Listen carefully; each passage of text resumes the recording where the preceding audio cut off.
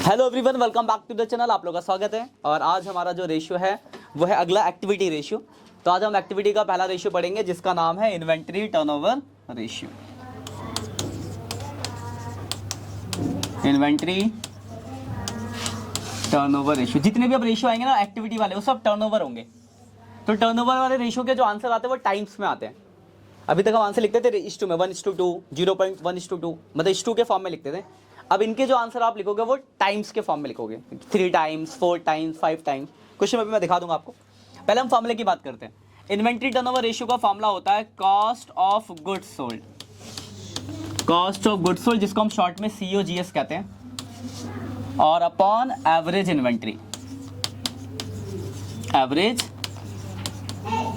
Inventory, देखो आपको याद होगा हम रेवेन्यू फ्रॉम ऑपरेशन को सेल कहते हैं, तो एक और नाम हो सकता है, लिखा हो सकता है cost of revenue from operation. तो cost of revenue from operation का मतलब भी क्या होता है? COGS, मतलब कॉस्ट ऑफ गुड्स सोल्ड। आपको याद होगा 11th में हमने जब फाइनल अकाउंट पढ़ा था तो ये कॉस्ट ऑफ गुड्स सोल्ड निकालना सीखा था। वही फॉर्मूला यहाँ भी अप्लाई होगा। मैं लिख देता हूँ, याद आ जाएगा आपका फॉर्मूला। COGS के एक फॉर्मूला तो ये होता था opening stock plus net purchase plus direct expense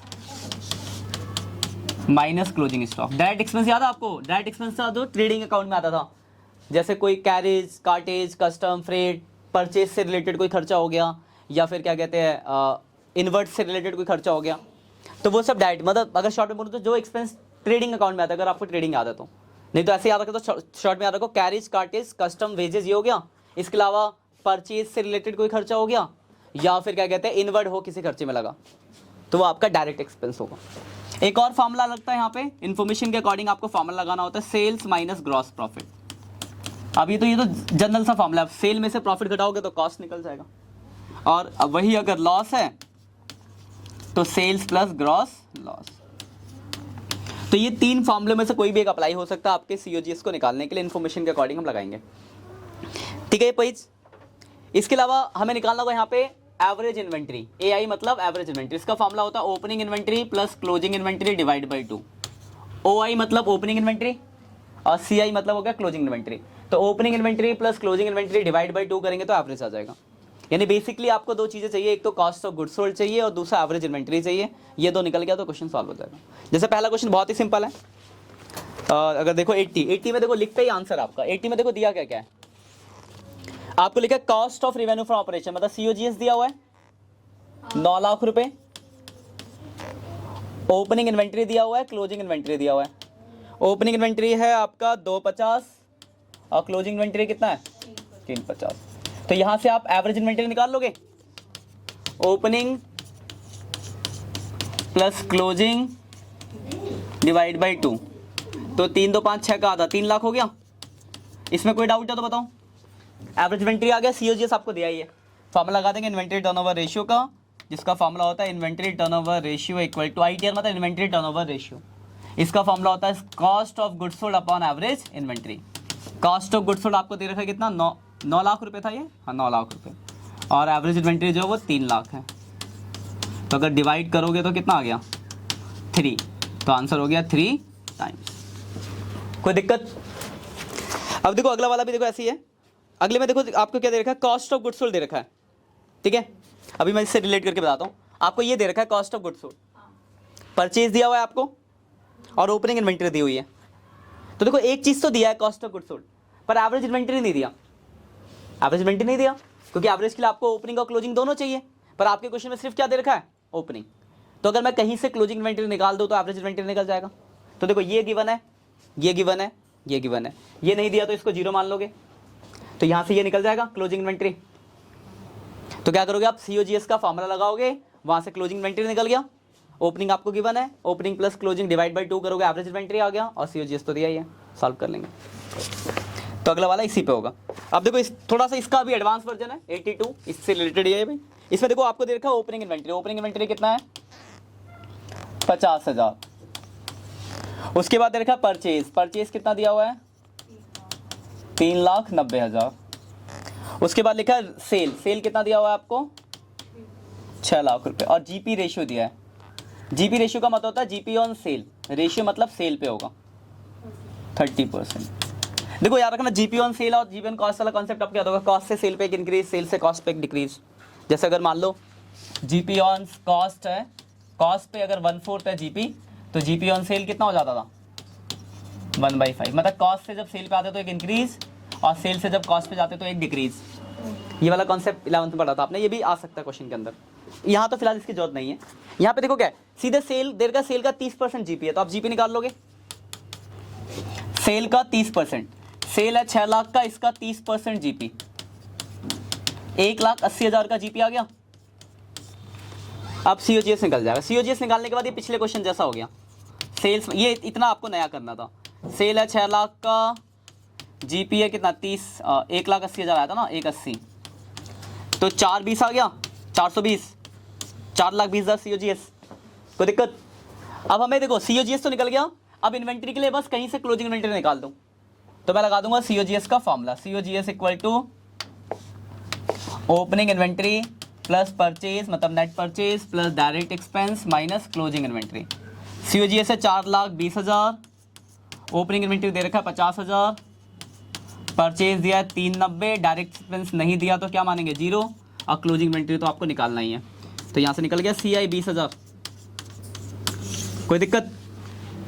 opening 50, closing 20, तो एवरेज कितना हो गया 35 एवरेज इन्वेंट्री, और सीओजीएस ये रहा। तो इन्वेंट्री टर्नओवर रेशियो का हमने फॉर्मूला लगा दिया। ITR का फॉर्मूला होता है COGS upon average inventory. COGS आपको निकाल रखा आपने, ये रहा देखो 4,20,000, और नीचे आता है एवरेज इन्वेंट्री। तो आप डायरेक्ट कैसे निकालोगे, ओपनिंग है 50, क्लोजिंग है 20, 70 डिवाइड बाई 2 तो 35 आ गया, तो 35 हो गया, तो 12 टाइम्स आपका आंसर आ गया। ठीक है, कोई दिक्कत? देखो अगला, देखो अगला वाला क्वेश्चन और सिंपल है बहुत, मैं कराऊंगा नहीं, बस समझा रहा हूँ, आप लोग करोगे बैठ के, क्योंकि ये सेम वैरायटी। देखो ओपनिंग इन्वेंट्री दिया है, इसमें क्लोजिंग भी दिया है, opening plus closing divide by 2 average आ गया।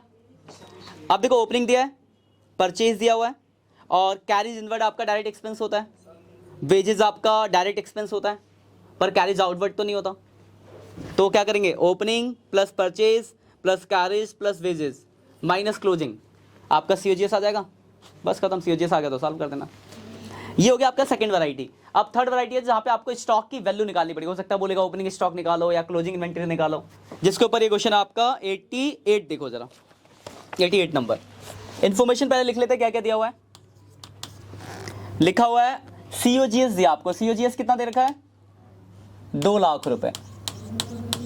उसके बाद लिखा है इन्वेंट्री टर्नओवर रेशियो कितना है 8 टाइम्स, और उसके बाद लिखा है फाइंड आउट क्लोजिंग इन्वेंट्री। आपको निकालना क्या है क्लोजिंग इन्वेंट्री, और आगे एक लाइन है कि inventory at the end 1.5 times than beginning, मतलब जो क्लोजिंग इन्वेंट्री है वो ओपनिंग का 1.5 गुना है।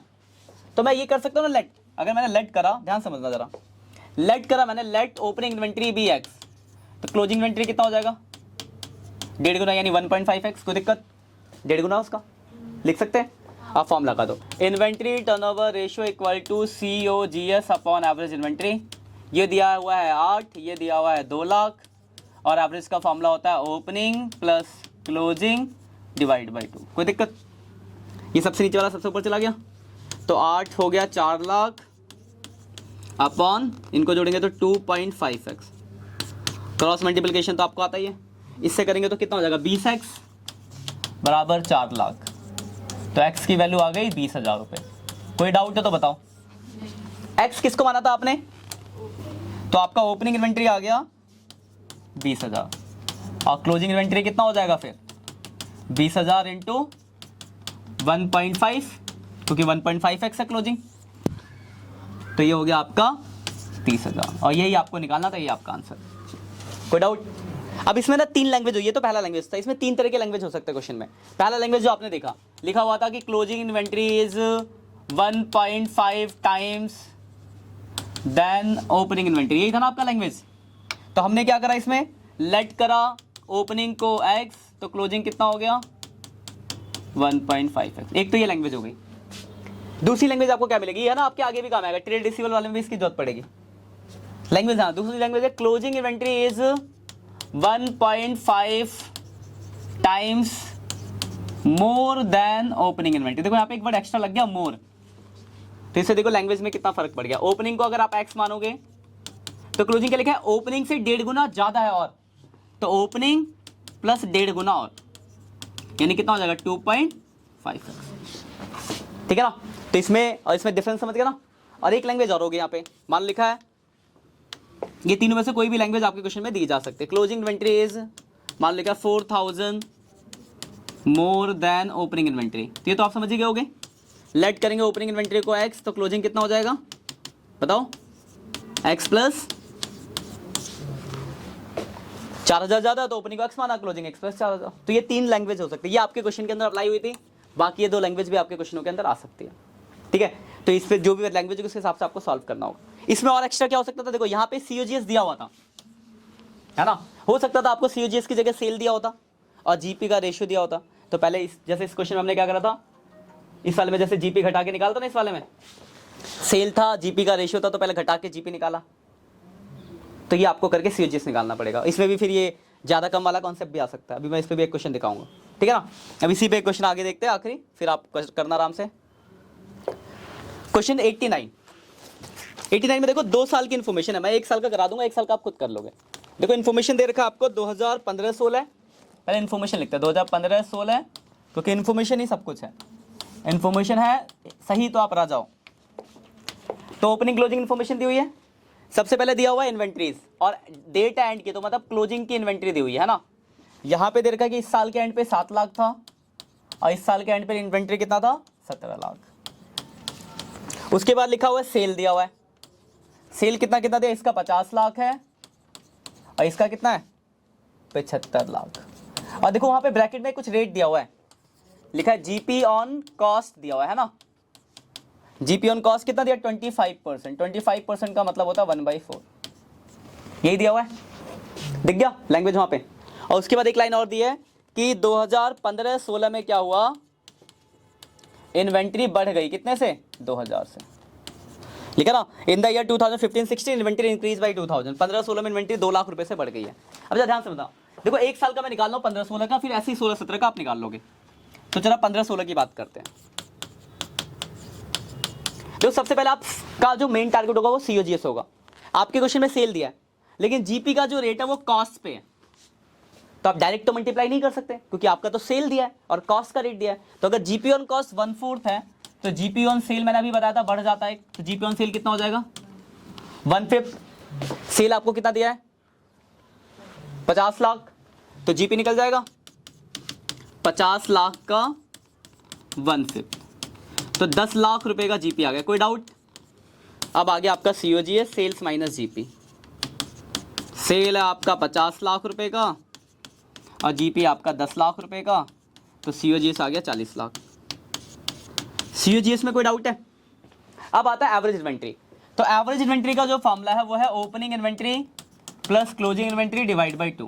तो देखो इस साल का क्लोजिंग तो आपको दिख रहा है 7 लाख, पर ओपनिंग तो नहीं पता। ओपनिंग का मतलब पिछले साल का चाहिए आपको, तो पिछले साल का इन्फॉर्मेशन तो नहीं है। लेकिन नीचे लिखा था कि 2015-16 में इन्वेंट्री 2 लाख रुपए से बढ़ा है। कितने से बढ़ा है? 2 लाख। यानी अगर इस साल 7 लाख है, 2 लाख से बढ़ा है, तो पिछले साल कितना रहा होगा? इस साल 7 लाख दिया है और लिखा है इस साल 2 लाख से बढ़ा, तो पिछले साल कितना रहा होगा? 5 लाख। तो ओपनिंग इन्वेंट्री कितना हो जाएगा? 5 लाख और क्लोजिंग कितना है? 7 लाख और डिवाइड बाई 2, 6 लाख की आ गया। अब लगा दो इन्वेंट्री टर्नओवर रेशियो का फॉर्मूला है COGS कितना है 40 लाख अपॉन एवरेज इन्वेंट्री कितनी है 6 लाख। तो 40 लाख को 6 से डिवाइड कर देंगे, जो भी आंसर होगा वो आपका आंसर हो जाएगा 6.67 टाइम्स। तो आपका आंसर आ गया 6.67 टाइम्स। इसमें कोई परेशानी? आप जैसे इस साल का करोगे तो देखो सेल दिया है, वह ये सेल का रेट है, जीपी निकल के COGS निकाल लोगे। जैसे यहाँ पे निकाला पहले जीपी फिर COGS, पहले चीज निकल गई। अब जब एवरेज इन्वेंट्री निकालेंगे तो क्लोजिंग इन्वेंट्री तो ये हो गया, लेकिन इस साल के लिए ओपनिंग कौन सा होगा? ये वाला। तो ओपनिंग होगा 7 लाख, क्लोजिंग होगा 17 लाख, दोनों को जोड़ेंगे 2 से डिवाइड करेंगे तो एवरेज आ गया, फॉर्मूले पर रख देंगे। ठीक है, तो ऐसे ही आपको क्वेश्चन करने हैं। कोई भी डाउट्स होगा तो आप मुझसे पूछ सकते हो। जो क्वेश्चन आपके वो 96 तक है, 80 से लेकर 96। बहुत सारे मैंने करा दिया आपको, 4-5 क्वेश्चन बाकी कर दूंगे। जो ऑनलाइन बच्चों आप एक बार स्क्रीनशॉट ले लो। ये देखो ये पेज था आपका 89, ये तो केसेस बताए थे। उसके बाद 88, 82, 80 और ये फॉर्मूले। ठीक है, बाकी कोई भी डाउट्स होता आप करो 80 से 96 तक। कोई भी डाउट आप कमेंट करके पूछ सकते हो। बाकी मिलते हैं नेक्स्ट सेक्शन में, तब तक के लिए बाय बाय।